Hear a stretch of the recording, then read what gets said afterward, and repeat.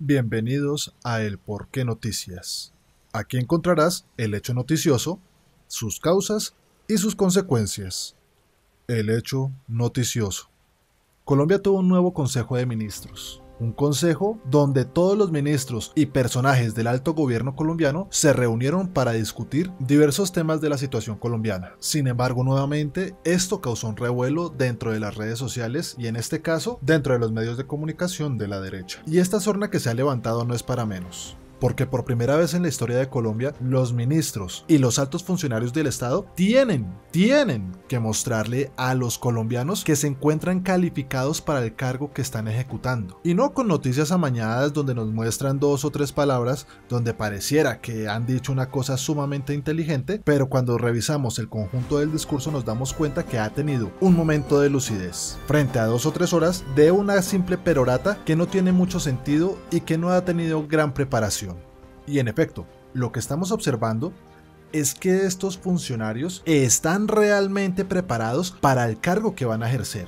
No podemos nosotros pensar, por ejemplo, en un Iván Duque que no tenía ninguna preparación, que incluso Semana le decía que estaba en su año de aprendizaje, y así con prácticamente todos los funcionarios que estaban en ese gobierno.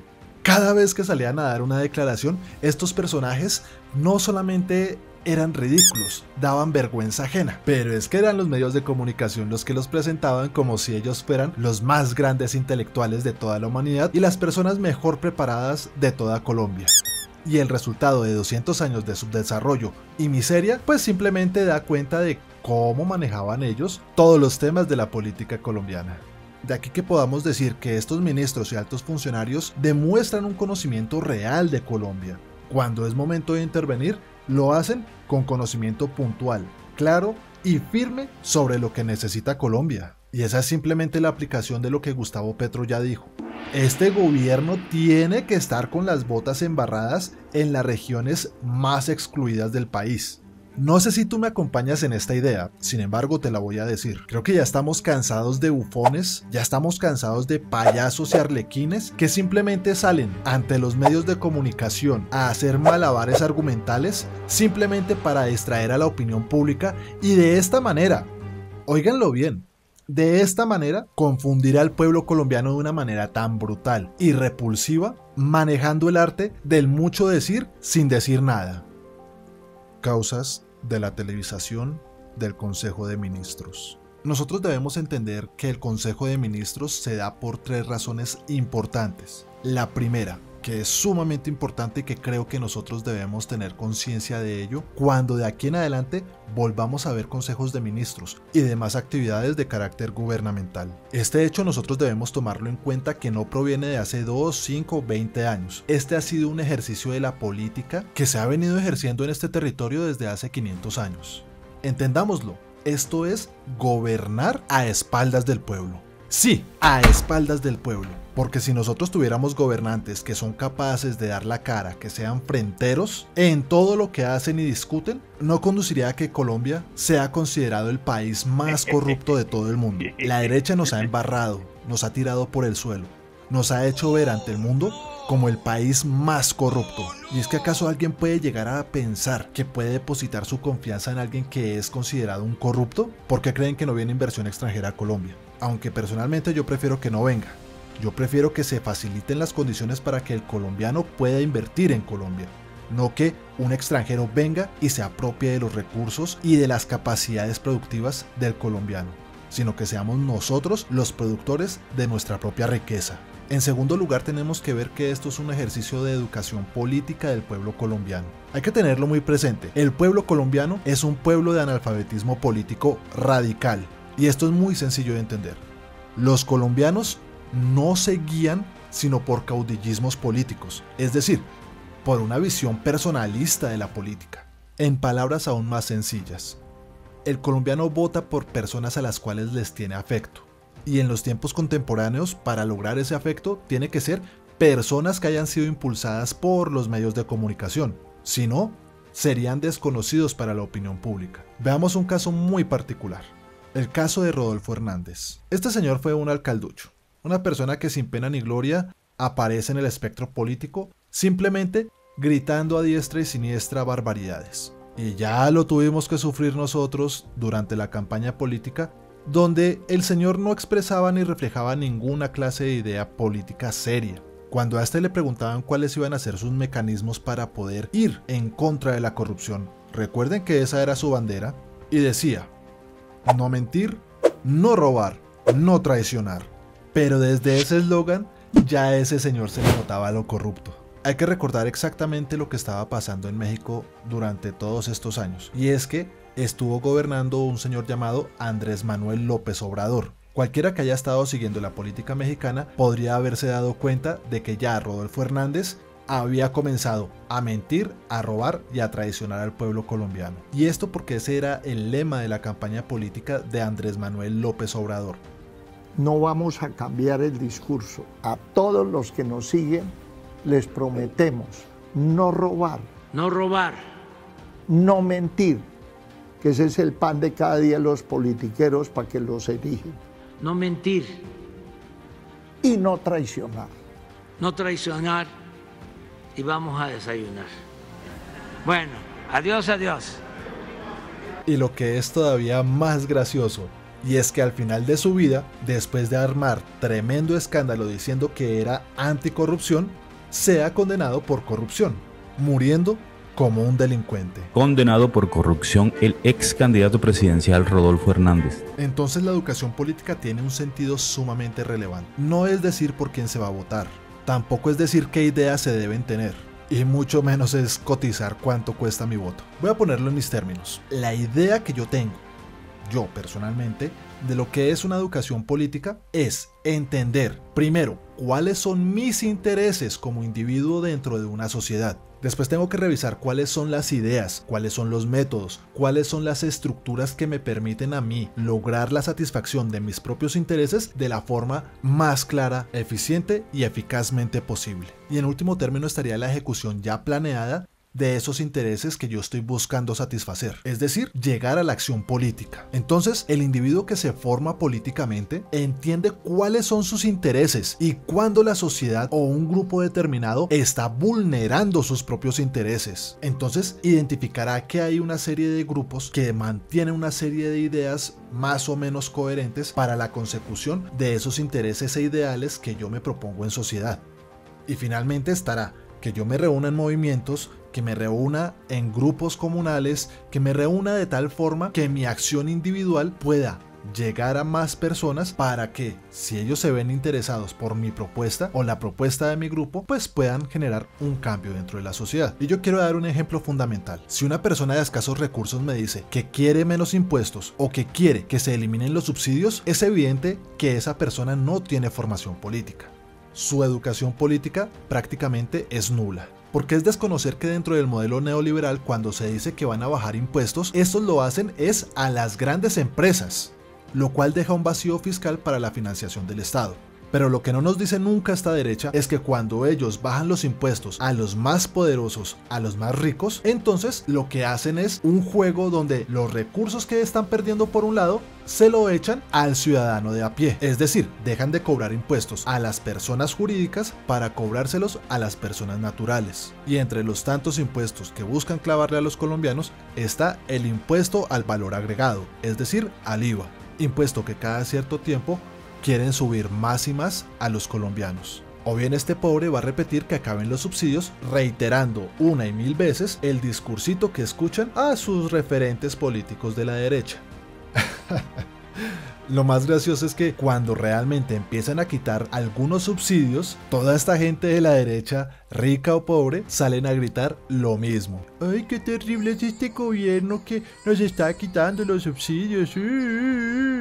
Y es que el ejemplo más claro de esto es el subsidio a la gasolina. Llevan 2 años llorando el hecho de que se haya quitado el subsidio a la gasolina, poniendo en tela de juicio el desempeño de este gobierno simplemente porque los ricos ya no se vieron beneficiados con ese subsidio. Y los pobres, que realmente se ven afectados cada vez que les quitan un subsidio, son los primeros en salir a gritar que por qué les quitan los subsidios. Y estos son 2 ejemplos sencillos, muy cotidianos que nosotros podemos evidenciar claramente en el día a día y que nos dan cuenta de que la persona carece de formación o educación política. Y esto es porque no puede conciliar dos elementos básicos de la argumentación racional. En principio, la identificación de sus intereses, contrapuesto a la repetición reiterada de un dogma del cual él no comprende qué es lo que está diciendo. Sí, puede comprender las palabras que se unen unas a otras, pero no comprende el sentido profundo que viene detrás de ello por la falta de capacidad crítica. Y esto es lo que evidenciamos constantemente dentro de los pobres de derecha. No saben cuáles son sus intereses,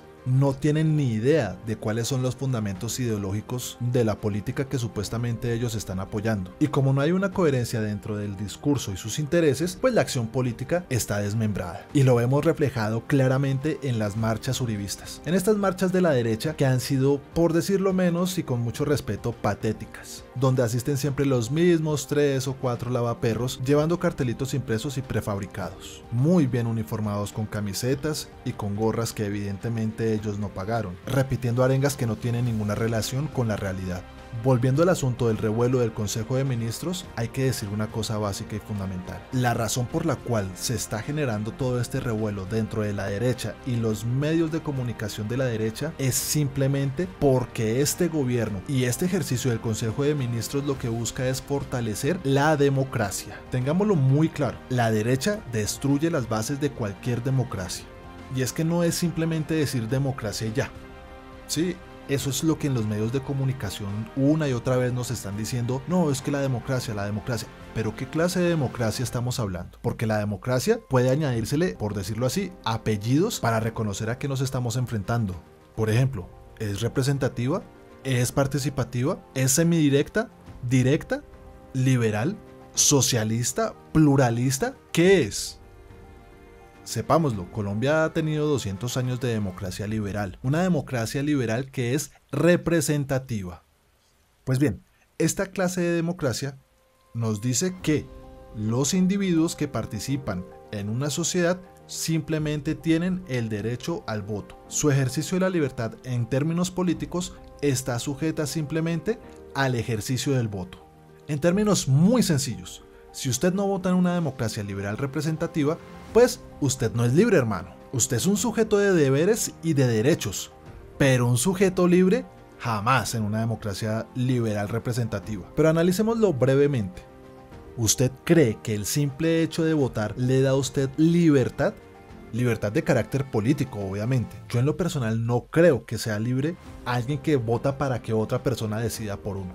¿Recuerda usted las manifestaciones de la dignidad en el año 2021? Sí, yo no la llamo estallido social, porque ese fue el nombre que la derecha chilena le dio a las manifestaciones en el año 2019 para deslegitimarlas, así como la asumieron en Colombia durante el año 2021. Recordemos que eso de estallido social nos da como unos aires a terrorismo, a vandalismo sin sentido, a pura anarquía de carácter capitalista. No, lo que hubo en Colombia durante ese periodo fue manifestaciones de la dignidad, y es que los colombianos se levantaron en el año 2021 según su naturaleza racional y libre, buscando los fines últimos que condujeran a la sociedad colombiana para ser una sociedad más justa, más honesta, mejor educada. Podemos ver muchas cosas más, pero poco a poco vemos cómo a partir de todos estos valores, de todas estas virtudes, se va conformando la dignidad moral que le ha sido negada, incluso sustraída, robada al pueblo colombiano. Y durante todo este periodo de manifestaciones, los poderes ya enquistados de la democracia liberal representativa estuvieron en guerra contra el ciudadano de a pie. Sí, contra el constituyente primario. Y es que no estamos hablando de que necesariamente salieron los congresistas, presidente, etcétera, a lanzar piedra. No, eso es lo de menos, eso es lo más ridículo. La guerra que ejercieron estos sujetos, que se escudan tras una idea supuesta de democracia liberal y representativa, fue que no le prestaron atención a los colombianos y las necesidades que estaban teniendo los colombianos. Mientras el pueblo salía a pedir educación, salud, trabajo, alimentación, etcétera, todos ellos se confabularon en el Congreso, el poder legislativo, para pasar a las malas una reforma fiscal que nos afectaba a los colombianos. El poder ejecutivo haciéndole la guerra al poder constituyente, que era el ciudadano, al mandarle a la policía, a las fuerzas armadas para calmarlos, como nosotros lo vimos que los calmaron, y no fue precisamente con rositas. e instrumentalizando al Poder Judicial para que se atacara al ciudadano, creando falsos positivos judiciales como en muchos casos pudimos observar. Consecuencias del Consejo de Ministros. Finalmente, ¿qué consecuencias podemos encontrar nosotros dentro de este Consejo de Ministros? Sigamos el relato de los mismos 3 puntos anteriores. En primer lugar, si antes se estaba gobernando a espaldas del pueblo colombiano para que los colombianos no supiéramos qué era lo que estaban decidiendo, por qué lo estaban decidiendo, entonces en estos consejos de ministros que nosotros hemos estado evidenciando, entendemos hacia dónde va la política colombiana, qué es lo que se discute, cuáles son los intereses que se están manejando dentro de ese diálogo entre ministros, altos mandos de gobierno y el presidente. Esto nos hace más claro, más diáfano el ejercicio del poder ejecutivo en Colombia. Y no es como nos hacen ver los medios de comunicación las decisiones tomadas por este gobierno. Los medios de comunicación nos dicen que son medidas arbitrarias, son medidas que no se discuten, son medidas que no se dialogan, y que es Gustavo Petro quien se sienta allá y comienza a decirle a todo el mundo qué es lo que tiene que hacer, sin que reciba ningún tipo de retroalimentación, ninguna clase de conocimiento, de información, nada. Nos dicen siempre que toda decisión que toma este gobierno es improvisada. Que un día Gustavo Petro amaneció y puso el pie izquierdo y tomó la decisión con el pie izquierdo. Al día siguiente la toma con el derecho y así sucesivamente. Hay que entender que estos son asuntos demasiado serios. Que no es como las decisiones que toma la derecha, que realmente sí son improvisadas. No más veamos cómo Galán toma la decisión de hacer el racionamiento. Sí, nos dice que nos bañemos de a 2. Por favor, son decisiones que evidentemente sí son improvisadas. Ahora, esa idea de claridad que nos está mostrando este gobierno nos da también a nosotros cuenta de que hay dentro de este ejercicio de gobierno una serie de actividades que agenda el gobierno para dar solución a problemas. Que no es simplemente decir en el discurso vamos a hacer esto, vamos a hacer lo otro, sino que se plantea toda una serie de pasos para dar cumplimiento a lo que se requiere y se necesita. Y que como nosotros lo vimos en el plateado, como lo vimos en el Catatumbo, hay acciones ejecutándose.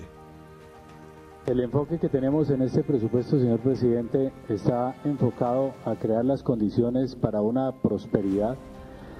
Y para ello es clave si elevamos la seguridad en este momento que permite entrar el Estado. El enfoque va en controlar, estabilizar y consolidar. Pero el enfoque también va en algo que es relativamente rentable y sale más económico, que es básicamente la desmovilización. Y esta es una invitación a los integrantes de esos grupos narcocriminales.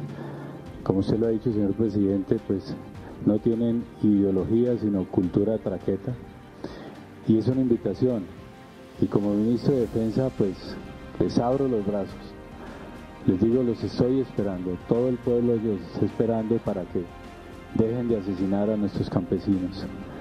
La región del Catatumbo se va a transformar. Les habla Pedro Sánchez, les habla un colombiano, les habla el ministro de Defensa. Voy y personalmente lo recibo allá, y de acuerdo a lo que digan los programas de atención al desmovilizado, pues procederemos a él. Un primer decreto a juegos de suerte de azar en línea, a los cuales se les había creado una exención en 2016. Con este decreto eliminamos esa exención por la duración de esta vigencia, es decir, los juegos de suerte de azar en línea tendrán un IVA del 19%, como lo tienen los juegos normales. Con este impuesto en estos 10 meses esperamos recoger alrededor de 1 billón. Es un impuesto que se cobrará en el momento de lo que se llama el cash-in o el rubro de entrada a la casa de apuestas. Yo quisiera explicar de qué se trata el decreto de sustitución. En primer lugar, decir que la sustitución tiene una relación directa con el estado de conmoción, toda vez que los cultivos de uso ilícito y la economía ilícita que de ahí se desprende es la principal fuente de financiación de los grupos armados ilegales que están generando la crisis de orden público hoy en el Catatumbo y que, como lo dice el presidente, amenazan nuestra soberanía nacional. Dicho eso, Catatumbo, bueno, norte de Santander tiene, según el último reporte CIMSI de Naciones Unidas, que es del año pasado, 43.000 hectáreas. Sabemos por reportes de la policía que este año esos cultivos pues ya llegaron a 53.000. De esos cultivos, el 52% están en Tibú. O sea que este es un lugar donde el gobierno nacional va a priorizar todo este programa de sustitución. En segundo lugar está el Tarra con 6.800 hectáreas. En tercer lugar, Sardinata con 4.300. Y habiendo dado este contexto, entonces voy a explicar cuál es la intervención que se va a hacer. En primer lugar, se va a generar un pago por erradicación de 1.280.000, que es el 90% de un salario mínimo legal vigente durante 12 meses. ¿Por qué esto es necesario? En estos territorios la gente no ha conocido durante los últimos años el Estado. Hasta ahora la población del Catatumbo está conociendo cuáles son las entidades de gobierno. Y también la economía siempre se ha basado en los cultivos de uso ilícito. De modo que mientras se consolida una economía legal, es necesario a estos campesinos entregarles un sustento que sustituya los ingresos de la economía ilícita y que logre sustentar, digamos, su subsistencia durante el momento que va a durar el establecimiento y los primeros rendimientos de los cultivos lícitos. El segundo componente ya es el establecimiento de una economía legal. Acá, ¿qué es lo que busca el gobierno nacional? Sustituir todo el circuito económico, no solamente el cultivo, que es lo que tradicionalmente se ha hecho en los programas de sustitución. Se busca cambiar una mata por otra mata. Acá lo que estamos buscando es reemplazar todo el circuito económico. ¿Qué es esto? Esto es no solo el cultivo, sino también la transformación para agregarle valor a los productos, asegurar la logística de transporte. Por eso este programa de sustitución se está articulando con la construcción de una vía a cargo del Ministerio de Transporte y además la comercialización asegurada, que es algo en lo que el mercado de la coca ha sido profundamente exitoso. Siempre hay mercado para eso. Lo mismo tenemos que garantizar con los nuevos productos, darle una comercialización asegurada. Nosotros tenemos en este decreto que ha presentado el ministro de Hacienda la tarea de ejecutar los decretos 106, 107, 108, financiamiento, protección de sistemas agroalimentarios y protección de tierras. Para tal efecto, ya nuestras entidades están en territorio. La Agencia de Desarrollo Rural viene haciendo adquisición directa de las canastas alimentarias para los temas de emergencia humanitaria y estudiando el proceso de adquisición directa de bienes y servicios en la recuperación de los sistemas agroalimentarios. La Agencia Nacional de Tierras tiene ya 7 equipos de formalización de la propiedad para poder avanzar en los procesos de adquisición y en los procesos de formalización. Cuando tú dices formalización, ¿a qué te estás refiriendo exactamente? ¿Qué es lo que va a recibir un campesino del Catatumbo, en Tibú, en primer lugar, a través de este concepto de formalización?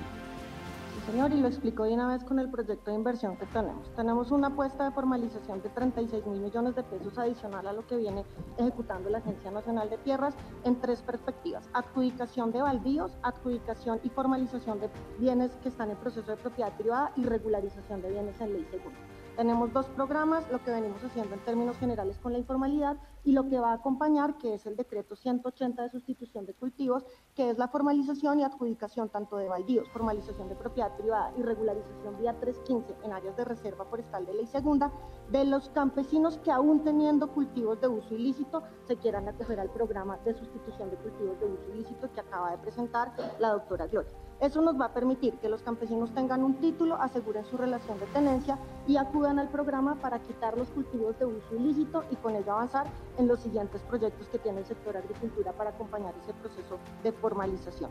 15.000 millones de pesos que son para el proceso de ampliación y saneamiento de los resguardos y territorios colectivos, fundamentalmente del pueblo barí. que tenemos un proceso de caracterización y adquisición de mejoras que nos permita a nosotros recuperar la gobernanza sobre ese territorio, y 30.000 millones de pesos para los procesos de adquisición. Recordarán ustedes que cuando presentamos el decreto de protección de tierras hablábamos de unos procesos de adquisición en curso que no se habían podido finiquitar y que necesitaban un proceso de enajenación forzosa por la vía administrativa para poder hacer los compromisos, cumplir los compromisos con población reincorporada y, como usted lo ha pedido, presidente, que la gente pueda permanecer en territorio y no reubicarse. No como las acciones imaginarias de Iván Duque, que llegó a Providencia en una cuatrimoto simplemente por el goce de montar en la cuatrimoto, o que llegó al Chocó simplemente con unos dulcecitos para saciar el hambre de todo el Chocó. A ver, es que si eso no es improvisación, yo realmente no sé a qué le podemos llamar improvisación. Otra de las consecuencias de gobernar de cara al pueblo es que la derecha está haciendo todo lo posible para obligar a que este gobierno deje de hacer los consejos de ministros de manera pública. Es que ellos saben perfectamente que si el pueblo se acostumbra a esos consejos de ministros, lo van a exigir y van a pedir que esos consejos de ministros se sigan haciendo con claridad de cara al pueblo, de cara a los electores colombianos. Y allí les va a dar miedo, les va a dar terror demostrar que realmente cuando ellos van a un consejo de ministros van simplemente a comer, a tomarse alguito, a hablar estupideces y a pelear entre ellos de que tal persona le quitó tal puesto, que tal persona no le dio la inversión que habían hecho en el negocito este o aquel. Es decir, ya no les permitirían ocultar cómo ejecutan la corrupción en las altas esferas del poder colombiano.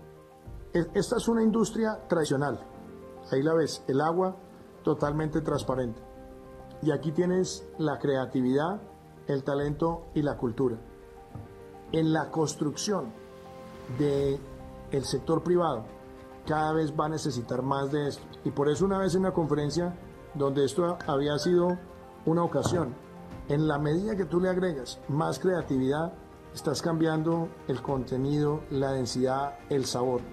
Yo creo que hoy más que nunca, y con esto termino, el mensaje de cómo la creatividad y la cultura agrega valor aún en las industrias que se ven más convencionales es fundamental, porque esta creatividad es la que está generando más contacto, más apego y más cariño de los ciudadanos hacia los productos que consumen. La segunda gran consecuencia está en que cuando nosotros vemos el Consejo de Ministros, vemos cómo se ejecuta la democracia representativa, la democracia participativa también, porque nos dice cómo deben ser las discusiones, cómo deben ser los diálogos entre las personas para llegar a solucionar los diferentes problemas que se presenten en un espacio determinado.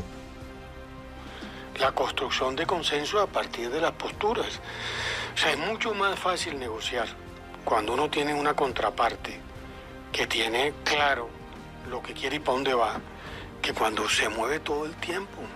No, eso fue que llegamos, instalamos la mesa y entonces al día siguiente ya hubo el primer Yo estaba ahí.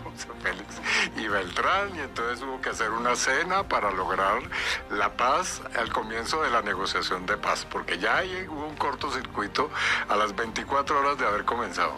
Pero bueno, y después siguió y ya tienen un diálogo fluido, ¿no? Ya tiene un diálogo fluido usted con Pablo Beltrán. Con Beltrán, así es. Y sobre todo con, ¿cómo se llama? Con Nicolás. Gavino, con sí. Gavino. Con Nicolás también, sí. Con Gavino. Una sociedad educada sabe que previo a la acción tiene que estar el diálogo, encontrar las soluciones, ver patrones de comportamiento, encontrar cuáles son las soluciones que mejor se amoldan a determinadas circunstancias. Porque si nosotros no tomamos decisiones tomando en cuenta la realidad, pues al final de cuentas nuestra solución va a ser siempre un fracaso.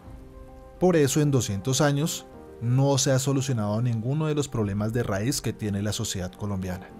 Otro efecto de esta educación política que vemos reflejado en el ejemplo de lo que estamos observando durante el Consejo de Ministros es el simple hecho de aprender a dialogar, es el simple hecho de aprender a discutir, el de respetar la palabra de la persona que está dando su informe, que está haciendo su intervención. El colombiano no está acostumbrado a eso y tampoco está acostumbrado a recibirlo de las personas que están en el poder. Es decir, está acostumbrado simplemente a obedecer y no está acostumbrado a encontrar razones detrás de una decisión, simplemente la orden de ejecución de algo. ¿Quién dio la orden? Yo di la orden de entrar a la Comuna 13, desatar la guerrilla en los paramilitares de Adá. Yo di la orden de desmontar a los paramilitares. Me tocó dar la orden. Tal como vemos, todos los puntos están relacionados. Unos alimentan a otros. Y estos elementos fortalecen la democracia que se está generando, que se está gestando en Colombia. Pero no la democracia liberal representativa, esa donde el simple voto ya es el ejercicio máximo de la democracia. Así no es. Y recordemos, esa democracia liberal representativa es muy entrecomillado el nombre de democracia. Hay que tener en cuenta que la civilización ya cuenta con las herramientas para que esta gran masa de seres humanos, 8.000 millones de personas, ya no dependan de esa representatividad que significa escoger a alguien para que unos pocos voten, lo que va a afectar a millones y millones de personas. No, ya estamos en un punto de civilización que faculta la democracia directa. Es decir, que para cada hecho político de mayor o menor envergadura, todos, absolutamente todos, tengan la posibilidad de elegir qué es lo que quieren y desean para el país. Ojo, y recordemos, tener la posibilidad no significa que se ejerce esa posibilidad. Al hacerme esa pregunta, empiezo a tener claridad sobre mis propios intereses. Imagínense entonces ustedes una democracia directa donde ustedes pueden escoger directamente qué es lo que quieren. Con la tecnología que existe en estos momentos, se puede hacer tranquilamente. E imagínense, así no tendríamos que estar pagándole 40, 50, 100 millones de pesos a una serie de congresistas y sus UTL que no hacen absolutamente nada en beneficio de los colombianos. Así las empresas ya no podrían estar comprando congresistas para que los beneficiaran con un proyecto de ley que les baja los impuestos o que les genera ciertas ganancias por hacer ciertas triquiñuelas. Mi invitación entonces es: politicémonos. Si con la apatía política no logramos nada, ¿qué tal que si logremos algo con la politización de nosotros como pueblo? No digo que salgamos a manifestar, a hacer esto y lo otro, no. Simplemente sepamos qué es lo que está pasando en Colombia. Enterémonos qué es lo que está sucediendo para que tomemos mejores decisiones de carácter político. Porque de las decisiones de carácter político depende nuestra libertad. Para mí eso hay que repensarlo, hay que repensar el modo de construcción política. No puede ser que sea de arriba hacia abajo permanente, o sea, no puede ser que sea tan jerárquico, que seamos soldados y después cuando empiezan los tiros nadie tira un tiro. Porque están jugando un juego de la democracia con una lógica totalmente jerárquica, que para mí lo que hace, yo creo que es una cosa para discutir ahora, o sea, que había que haber, que digamos en su momento había que haberlo discutido. Por ejemplo, ¿por qué no existe eso hoy? ¿Por qué no existe esa multiplicidad popular, esa cosa muy de abajo que sale a resistir? ¿Por qué? A mí lo que me parece es que hay que poner elementos básicos de una política popular, que es que si no se construye de abajo hacia arriba, si no hay poder popular real, no poder popular que su principal potencia es su sentimiento por una dirigente. Y hasta aquí llega el Porqué Noticias, donde te damos el hecho noticioso, sus causas y sus consecuencias. Hasta luego.